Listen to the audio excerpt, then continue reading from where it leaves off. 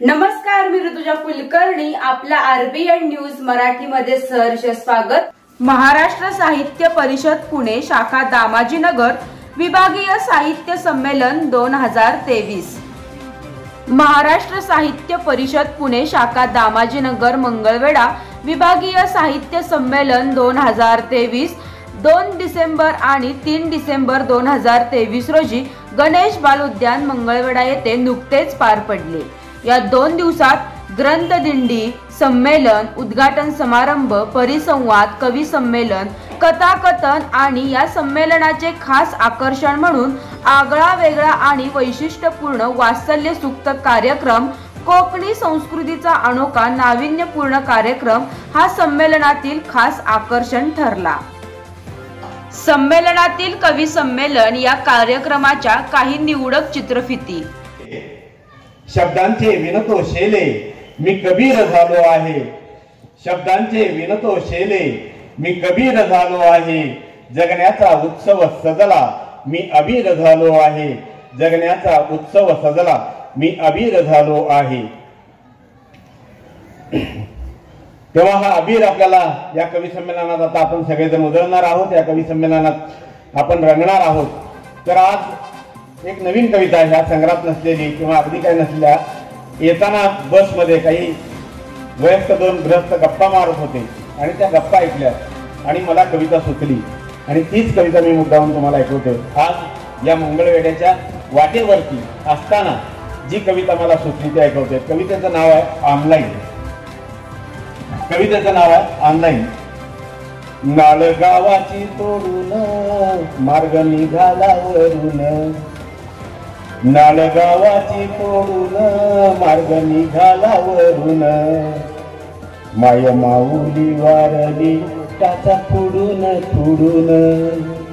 नाळ गावाची तोडून मार्ग निघाला वरून. माय माऊली वारली टाचा फुडून फुडून.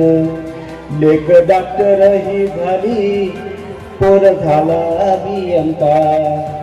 लेक डॉक्टर ही झाली पोट झाला अभियंता. झाला वावराचा बाई साऱ्या भावकीत गुंता. देशद्रोही. वंदे मात्र म्हटलं नाही की देशद्रोही, गाय पुजली नाही की धर्मद्रोही. वंदे मातरम नाही म्हटले की देशद्रोही, गाय पुजली नाही तर धर्मद्रोही. मग पदोपदी संविधान लाताडणाऱ्यांना, मग पदोपदी संविधान लाताडणाऱ्यांना संविधान द्रोही का म्हणू नये? पदोपदी संविधान लाताडणाऱ्यांना संविधान द्रोही का म्हणू नये? युगानुयुगे तुम्ही वाजवत आलाय धर्माचाच भोंगा. युगानुयुगे तुम्ही वाजवत आलाय धर्माचाच भोंगा आणि घडवत आलाय तुम्ही जातीचाच दंगा. युगानुयुगे तुम्ही वाजवत आलाय धर्माचाच भोंगा, घडवत आलाय तुम्ही जातीचाच दंगा. मग तुम्हाला मानवता द्रोही का म्हणू नये? मग तुम्हाला मानवता द्रोही का म्हणू नये? तुम्हाला चालवायच्याच नाहीत शाळा, तुम्हाला चालवायच्याच नाहीत शाळा. तुम्ही उभारू लागलात मंदिराच्या शासनमान्य शाळा. तुम्ही उभारू लागलात मंदिराच्या शासनमान्य शाळा. मग तुम्हाला विद्याद्रोही का म्हणू नये? मग तुम्हाला विद्याद्रोही का म्हणू नये? रात्रंदिवस तुमचा फुकटचा तमाशा, रात्रंदिवस तुमचा फुकटचा तमाशा. जनकल्याणाची कुठं गेली भाषा? रात्रंदिवस तुमचा फुकटचा तमाशा, जनकल्याणाची कुठं गेली भाषा. मग तुम्हाला जनद्रोही का म्हणू नये? मग तुम्हाला जनद्रोही का म्हणू नये? नवरा बदलून टाकला आपल्या आईचा नवरा, बदलून टाकला तुम्ही आपल्या आईचा नवरा. मग तुम्हाला मातृद्रोही का म्हणू नये? मग तुम्हाला मातृद्रोही का म्हणू नये? धन्यवाद. वा, अनेक विषयावरती कवीनं भाष्य केलं. त्यामध्ये शाळांचाही विषय कवीनं आपल्या कवितेमध्ये घातला. एके ठिकाणी म्हटलंय आधुनिक संस्था चालक, म्हणजे मंगळवेढ्याचे सोडून, आधुनिक संस्था चालक घरी देखील सवयीप्रमाणे आलिशान वागायला लागले. आधुनिक संस्था चालक घरी देखील सवयीप्रमाणे आलिशान वागायला लागले आणि बायकोला कायम करण्यासाठी दरवर्षी सासऱ्याला डोनेशन मागायला लागले. विसरू नये कधी जन्मदात्या मातीला, विसरू नये कधीच जन्मदात्या मातीला. शेवटी तिचाच तिढा प्रत्येकाच्या भाळाला, शेवटी तिचाच तिढा प्रत्येकाच्या भाळाला. पानाचा प्रवास इतका कुठे सोपा असतो, पानाचा प्रवास इतका कुठे सोपा असतो, किनाऱ्यावर अक्षय कुठलाच खोपा नसतो, किनाऱ्यावर अक्षय कुठलाच खोपा नसतो. मातीत उगून पान निघते पुढच्या प्रवासाला, मातीत उगून पान निघते पुढच्या प्रवासाला, भुलून जाते गर्द निळ्या नभाला, भुलून जाते गर्द निळ्या नभाला. लाल कोवळे पण किती छान, लाल कोवळे पण किती छान, झाडाच्या फांदीवर आनंद उधान, झाडाच्या फांदीवर आनंद उधान. अरे वंदन करुणी मायभूमीला शिवरायांना स्मरते र, सह्याद्रीच्या गडकोटांना लवून मुजरा करते र. अरे वंदन करुणी मायभूमीला शिवरायांना स्मरते र, सह्याद्रीच्या गडकोटांना लवून मुजरा करते र. अरे नारी असुनी नरासारखी तलवार हाती धरते र, ऐकून घे तू खुळ्या शाहिरा मी पहिला सवाल करते र. शाहीर म्हणतो, अगं तुकारामाची अभंग गाथा आणि ज्ञानोबाची ज्ञानेश्वरी, अगं तुकारामाची अभंग गाथा ज्ञानोबाची ज्ञानेश्वरी, संत जनाई ओवी गाते नामदेवाच्या जात्यावरी. अगं तसाच करतो सवाल आता नकोस आणू आव फुका, अगं तसाच करतो सवाल आता नकोस आणू आव फुका. आणि नाही शाहीर खुळा मर्दिनी गुरु आमचा संत तुका, नाही शाहीर खुळा मर्दिनी गुरु आमचा संत तुका. ती म्हणते असं आहे का, तर मग ऐक माझा सवाल. मग ती शाहिराला सवाल विचारते, तोच मी तुम्हाला विचारतो. ती म्हणते, अरे नकोस हुरळून जाऊ शाहिरा नकोने हळू ऐणार. कशाला तुकारामाचा वारसा सांगतो ना, मी विचारलेल्या प्रश्नाचं उत्तर दे. तो म्हणतो विचार. मग ती म्हणते, अरे नकोस हुरळून जाऊ शाहिरा नकोने हळू ऐणार, आणि दर महिन्याला विधवा होते सांग कोणती मैनार. सवाल कळला की नकोस हुरळून जाऊ शाहिरा नकोने हळू ऐणार, आणि दर महिन्याला विधवा होते सांग कोणती मैनार. शाहिराने तुकारामाचा वारसा सांगितलाय. शाहीर जे उत्तर देतो ना ते तुमच्यासाठी. शाहीर म्हणतो, अगं ही जगाची रीत जुनी ग जन्मानंतर मृत्यू असे, अगं ही जगाची रीत जुनी ग जन्मानंतर मृत्यू असे. अगं दिवसा मागून रात्र जन्मते जवाब ऐकून होईल हसे. अगं या रात्रीला भुरळ पडते भाळी लावते चंद्रटिळा, अगं या रात्रीला भुरळ पडते भाळी लावते चंद्रटिळा. अगं पौर्णिमेच्या टिपोर रात्री चांदण्याचा हार गळा. अगं चंद्र शोभतो पती रात्रीचा खेळ खेळते हौसेचा. पौर्णिमेला मधुचंद्र आणि मृत्यू होतो आवसेचा. दर महिन्याला विधवा होते रात्र काळोखी मैनाग. अक्कड बातमी जवाब देतो न्याहाळीत बसतू ऐनाग, न्याहाळीत बसतू ऐनाग, न्याहाळीत बसतू ऐनाग. धन्यवाद. खूप छान आहे. अनेक प्रश्न यामधून उभा राहतात, त्या प्रश्नांचं उत्तरही कवी आपल्या कवितेमधून व्यक्त करतो. यानंतर चित्रा. अवेळी पिकत घातलेल्या फळांसारख्या घुसमटत आहेत पोरी, अवेळी पिकत घातलेल्या फळांसारख्या घुसमटत आहेत पोरी. आत्ता होत्या हिरव्या हिरव्या म्हणेपर्यंत रंग बदलत चालल्या पोरी, आत्ता होत्या हिरव्या हिरव्या म्हणेपर्यंत रंग बदलत चालल्यात पोरी. मुळांना कीड लागत चालली आहे तरी तग धरून राहतात पोरी, मुळांना कीड लागत चालली आहे तरी तग धरून राहतात पोरी. पोरी ऋतू नसताना उमलत चालल्या, पोरी ऋतू नसताना उमलत चालल्यात. बिना पानाच्या चाफ्यासारखं फुलत चालल्यात पोरी. पोरी भूतकाळात रमत नाही, भातुकली खेळत नाही, नात्यात गुंतत नाही. पोंजी उडाली लग्नास नक्की ये बघ म्हणाली, लग्नास नक्की ये बघ म्हणाली.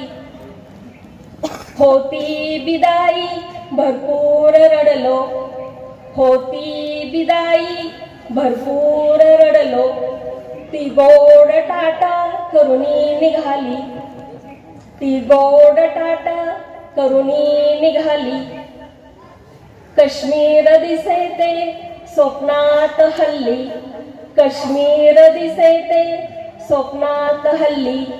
गेली म्हणे ती सिमला मनाली. झाला हे मी पदरच सांगत नाही. पदर कधी दिव्याची मंद वात झाला, बाळाच्या जोजोर दिवसाची रात झाला. हे मी पदरचं सांगत नाही. भावाच्या जखमीपायी पदर घायाळ झाला आणि पदरातली भाकरी खाऊनच माणूस मायाळ झाला, हेही मी पदरचं सांगत नाही. पदर आभाळ झाला, पदर दुर्योधनाचा काळ झाला आणि सोन्याच्या लंकेचा जारही झाला. पदर आभाळही झाला, पदर दुर्योधनाचा काळही झाला आणि सोन्याच्या लंकेचा जाळही झाला, हे मी पदरचं सांगत नाही. हे सर्वश्रुत आहे. सत्वशील व्रतापायी पदर पद्मिनीचा जोहार झाला. सत्वशील व्रतापायी पदर पद्मिनीचा जोहार झाला आणि वारसाला पाठीशी बांधून पदर रणरागिनी घोड्यावर स्वारही झाला आणि श्रीमंत योगापायी पदर भवानी तलवार झाला. हे सर्वश्रुत आहे, मी पदरचं सांगत नाही. शब्द तिच्या ओठातले, अश्रूही सुकले तिच्या शुष्क डोळ्यातले. बोलायचे आहे खूप काही, बोलायचे आहे खूप काही, तरीही आहे निशब्दती. बोलायचे आहे खूप काही, तरीही आहे निशब्दती. भावनांचे उमाळे दाटती जरी तिच्या हृदयी. ना कसल्या अपेक्षा, आशा ना कसलीही. ना कसल्या अपेक्षा, आशा ना कसलीही. म्हणून माहेर नावाची कविता म्हणतो. लहानपणी आईने सांगितलेली चिवकाऊची गोष्ट फार आवडायची तिला. लहानपणी आईने सांगितलेली चिवकाऊची गोष्ट फार आवडायची तिला. तेव्हापासून ती दारात दाणे पसरून आभाळाकडे डोळे लावून चिमण्यांची वाट पाहत बसायची. तेव्हापासून ती दारात दाणे पसरून आभाळाकडे डोळे लावून चिमण्यांची वाट पाहत बसायची. नंतर नंतर चिमण्यांना सवय झाली तिची. नंतर नंतर चिमण्यांना सवय झाली तिची. कधी मधी दाणे नसले तरीही त्या न चुकता अंगणात यायच्या. नंतर नंतर चिमण्यांना सवय झाली तिची. कधी मधी दाणे नसले तरीही न चुकता त्या अंगणात यायच्या, रेंगाळायच्या आणि तिच्यासाठी चिवचिव गाणी गाऊन जायच्या. तिचं माहेर सुटलं तसं चिमण्यांचंही बंद झालं चिवचिवणं दारासमोर. तिचं माहेर सुटलं तसं चिमण्यांचंही बंद झालं चिवचिवणं दारासमोर. आता ती आलीच कधी अधेमध्ये 2-4 दिवसांसाठी. आता ती आलीच कधी अधेमध्ये 2-4 दिवसांसाठी. तर पसरून पाहते दारात गाणे चिमण्यांसाठी. मात्र चिमण्या उतरत नाही दारात आता चिवचिवाट करीत. मात्र चिमण्या उतरत नाही दारात आता चिवचिवाट करीत. 2-4 घिरट्या घालतात घरावरूनच आणि भूरकन उडून जातात तिच्यासारखंच 2-4 दिवसांच्या माहेर वाशिनीसारखं. अनुरूप वर हवा, उच्च शिक्षित असून तो निर्व्यसनी असावा. अलीकडच्या मागण्याच्या माझ्या पसंतीचा मला अनुरूप वर हवा, उच्च शिक्षित असून तो निर्व्यसनी असावा. शब्दाला माझ्या तळहती झेलणारा तो असावा. शब्दाला माझ्या तळहती झेलणारा तो असावा. आठवड्यातून एकदा तरी हॉटेलात नेणारा असावा. आठवड्यातून एकदा तरी हॉटेलात नेणारा असावा. बिझनेसवाला नको मला सरकारी नोकरीच हवा. बिझनेसवाला नको मला सरकारी नोकरीच हवा. 8-10 लाखाचा त्याला पॅकेजवालाच हवा. 8-10 लाखांचा तो पॅकेजवाला हवा. खेड्यात राहणारा नको मला पुण्यातलाच हवा. खेड्यात राहणारा नको मला पुण्यातलाच हवा. करिअरला माझ्या त्याने पूर्ण वाव द्यावा. करिअरला माझ्या त्याने पूर्ण वाव द्यावा. भरलं गोकुळ नको एकटा श्रीकृष्णच हवा. भरलं गोकुळ नको एकटा श्रीकृष्णच हवा. आम्ही दोघं राजा राणी 2 BHK फ्लॅट असावा. आम्ही दोघे राजा राणी 2 BHK फ्लॅट असावा. फ्लॅट पुराव्यासाठी 7-12 दाखवावा. फ्लॅट पुराव्यासाठी 7-12 दाखवा. डोईवर कर्जाचा थोडाही भार नसावा. डोईवर कर्जाचा थोडाही भार नसावा. किचन पिन नकोय मला कंपनीचा टिफिन असावा. किचन पिन नकोय मला कंपनीचा टिफिन असावा. माझ्याही आईबाबांना राहण्याचा परवाना द्यावा. माझ्याही आईबाबांना राहण्याचा परवाना द्यावा. माझा आणि त्याचा एकदा थेट संवाद व्हावा. माझा आणि त्याचा एकदा थेट संवाद व्हावा. स्वभावातील थोडा तरी मला त्याचा गुण कळावा. स्वभावातील थोडा तरी मला त्याचा गुण कळावा. अशा जेव्हा ह्या मागण्या ऐकल्यानंतर तिलाही असं वाटायला लागतं की आपण करणाऱ्या मागण्या ह्या त्याबद्दल विचार केला पाहिजे.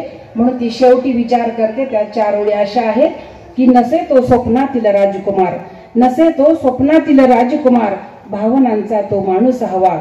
नसे तो स्वप्नातील राजकुमार, भावनांचा तो माणूस हवा. सुखदुःखास हवे चालणारा सुंदर जीवन साथी हवा. सुख दुःखांचे चालणारा सुंदर जीवन साथी हवा, सुंदर जीवन साथी हवा.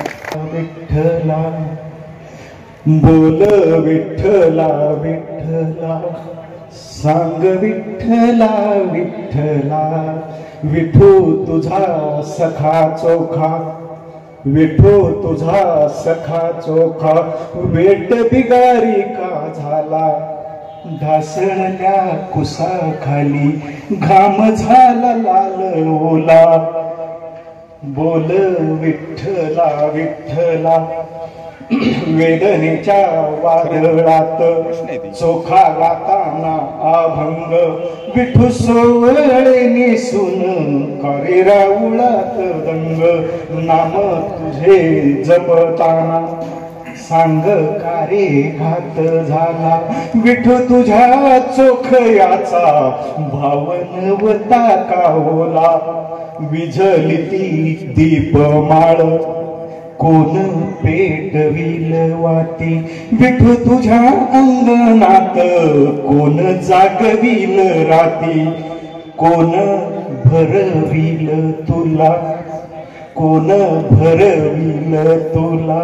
सांग दही भात काला काय सांगितले सांग विठू, सांग सोयरा माईला. हेच असत बायको किती देखणी असली तरी, बायको किती देखणी असले तरी प्रत्येकाला आपल्या आयुष्यात कोणती प्रेयसी अशी वाटत असते. तो तिसाठी गीत लिहित असतो, ती त्यासाठी गीत गात असते. पण हे गीत एकट्याने कधीच गायचं नसतं आणि दोघांनी चिंब पावसात घ्यायचं असतं. ते कसं बघूया. घरी म्हणतात गीत तुझे, गीत तुझे शब्द माझे गाणे आपण गाऊ, ये ये सगळे आपण पावसात राहू. आबाळाला गाठून जीव होतो कसा विसर, आबाळाला गाठून जीव होतो कसा विसर. आणि ठाई ठाई ठाई ठाई सगळे मला होतो तुझा भास. वाट तुझी मी किती वेळ पाहू, पण गीत तुझे शब्द माझे गाणे आपण गाऊ, ये सगळे आपण पावसात नाव. समुद्राच्या तळाशी जाऊन खूप खूप रडायचं होतं. वाऱ्याच्या वेगानं आयुष्याचा प्रवास करायचा होता. एक क्षण झाडाखाली त्या विसावा तो घ्यायचा होता आणि माझ्या आयुष्याचा प्रवास हा असाच जात होता. आता यानंतर आलं घर. जेव्हा घराशी बोलायचं असतं पण बोलणारी माणसं बरीचशी काही गोष्टीच्या अंतरानं दूर गेलेली असतात. आहे कसा मी खरा ते घरा तुला सांगायचे होते, आहे कसा मी खरा ते घरा तुला सांगायचे होते. नाही दिलीस वेळ सांगायचे ते राहून गेले, नाही दिलीस वेळ सांगायचे ते राहून गेले. एक क्षण होता हवा बोलण्यामज तुझ सवे, एक क्षण होता हवा बोलण्यामज तुझ सवे. झाली कुठे चूक कळण्यामज हवे होते, झाली कुठे चूक कळण्यामज हवे होते. आणि आयुष्याचा प्रवास हा असाच जात होता. आता सगळ्यांच्या आयुष्यात अशी एक वेळ येते पश्चातापाची, जेव्हा प्रेम व्यक्त योग्य वेळेला न करता ते अयोग्य म्हणजे नंतर पश्चाताप होतो. त्यासाठीच हे राहिले ते प्रेम अधुरे व्यक्त करण्या जे हवे होते, राहिले ते प्रेम खरे व्यक्त करण्या जे हवे होते. सांगण्यान जाहले धाडस जे उरी होते. पाहता नजरेत तुझ्या आधीच मी हरलो होतो, पाहता नजरेत तुझ्या आधीच मी हरलो होतो. वाटले सांगावे पण तिथेही मी घाबरलो होतो. आणि आयुष्याचा प्रवास हा असाच जात होता. जीवनाच्या वाटेवर हे अनपेक्षित घडत होते, जीवनाच्या वाटेवर हे अनपेक्षित घडत होते. सहज म्हणता म्हणता सारेच अवघड होत होते, सारेच अवघड होत होते. हिम्मत करायची ठरवलं, हिम्मत करायची ठरवलं पण मागे सारे सुटले होते. स्वप्नांच्या दोरीचे धागे कायमचेच तुटले होते. आणि आयुष्याचा तेव्हा सगळं कसं छान असतं. ती आई असते तेव्हा सगळं कसं छान असतं. तिच्या बाळांची ती सर्वस्व असते, तिच्या बाळांची ती सर्वस्व असते. त्यागी तपस्विनी तिच्या चिमुकल्यांना ती भरवते, शिकवते, मोठं मोठं करते आभाळा एवढं. तिच्या चिमुकल्यांना ती भरवते, शिकवते, मोठं मोठं करते आभाळा एवढं.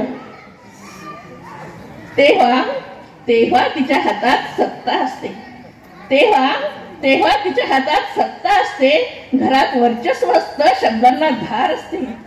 तेव्हा तेव्हा तिच्या हातात सत्ता असते, घरात वर्चस्व असतं, शब्दांना धार असते.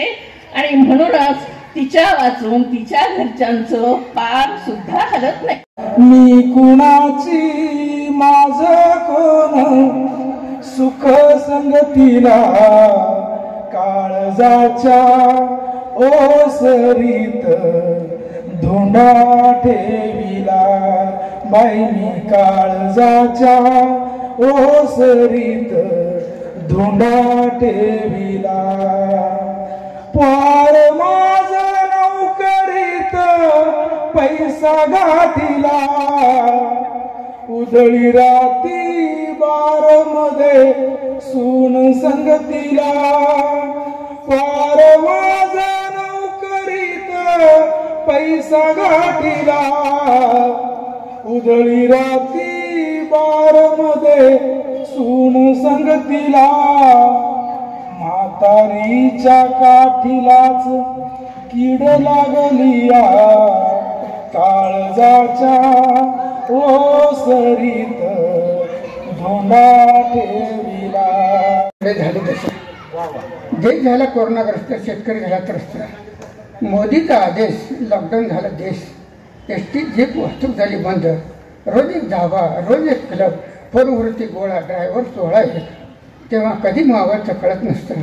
3 पानं हातात, मोबाईल मांडीवर, डाव मात्र खेळत असतो. तरुण पिढी दिशा मोबाईलमुळे झाली दशा. तिने सांजेला घरी आई वाट पाहत असते. शेवटी नाही लागून त्याला ताट वाढून ठेवत असते. कधी डोळा लागतो त्याचं तिला कळत नसते. मधन रात्री मांजरावाने घरात येत असतो. वाचा वाचा 4 घास खात असतो. धर्मशाळेत जाऊन पालथा पडत असतो. ही तरुण पिढी दिशा मोबाईलमुळे झाली दशा. चोरं कुठून आणायची आणि मुख्याध्यापकाला काळजी. पोलिसांना काळजी. चोरं कुठून आणायची आणि मुख्याध्यापकाला काळजी. पोरं कुठून आणायची. ती म्हणाली 2 नंतर तिसरं नको. कुटुंब नियोजनाची केस घडली पाहिजे. हा मुख्याध्यापक नवरा तिला झोपे देखील म्हणाला पोरं वाढली पाहिजेत, पोरं वाढली पाहिजेत. आज बघाय तुला येणार आहेत. आज बघाय तुला येणार आहेत. आजच्या दिवस शेजारणीची नवी नवी साडी घाल. आज बघाय तुला येणार आहेत. आजच्या दिवस शेजारणीची नवी नवी साडी घाल. पाहुणे बघून गेल्या गेल्या साडी आणून देते मन. पुन्हा दुसरे पाहुणे बघाय आल्यास साडी मागाय येते मन. कानात आता घालतेस काय, सोन्याचं कोण देईल कसं. कानात आता घालतेस काय, सोन्याचं कोण देईल कसं. एक कर, दोन्ही कान डोक्यावरल्या पदराखाली झाकून घे. सारेच पाय सारखे असले तरी त्याही पाहुण्याचे दर्शन तू वाकून घे. पाहुणे जरी डावे असले तरी बैठकीतल्या पाटावर पाय तुझा उजवा टाक. पाय एवढा जपून टाक की साधा चांदीचा पैंजण असलेला पायाचा घोटा देखील पाहुण्याला दिसणार नाही. म्हणजे आपल्या गरिबीला अगोदरच पाहुणा हसणार नाही. उद्या नाचता चाळ वाचता राहू द्या. याच गळ्यातून स्वरांची वेल फुलणार आहे. स्वरांच्या वेलीवर तानांच्या कळ्या उमलणार आहेत. उमललेल्या कळ्या साठवण्यासाठी अशा सुराची कुपी हवी आहे, अशी मागणी कवी मन करत असत. आज अनेक गोष्टीची चर्चा झाली. पदर आडवा येऊन कसं सांत्वन करतो याबद्दल आपल्या निवेदकांनी भारत सातपुते साहेबांनी आपल्या सगळ्यांना सांगितलं. याबद्दल मला असं एवढंच वाटतं, आईच्या डोक्यावरचा पदर आणि भारताच्या स्वातंत्र्याच्या तिरंग्याचं कापड ज्या जिज्ञासूला सारखंच प्रिय वाटतं त्यांना वेगळा विचार करण्याची गरज उरत नाही. मातृत्वाचं देणं लाभलेल्या आईकडून हीच माणसांची अपेक्षा असते. त्याचबरोबर शब्दाला सामर्थ्य देणाऱ्या गोव्याच्या लेकीबाळी कालच्या मिरवणुकीमध्ये सामील झाल्या आणि पूर्णपणानं पुलंच्या भाषेत वांद्रे आली ग म्हणून हाक मारावी.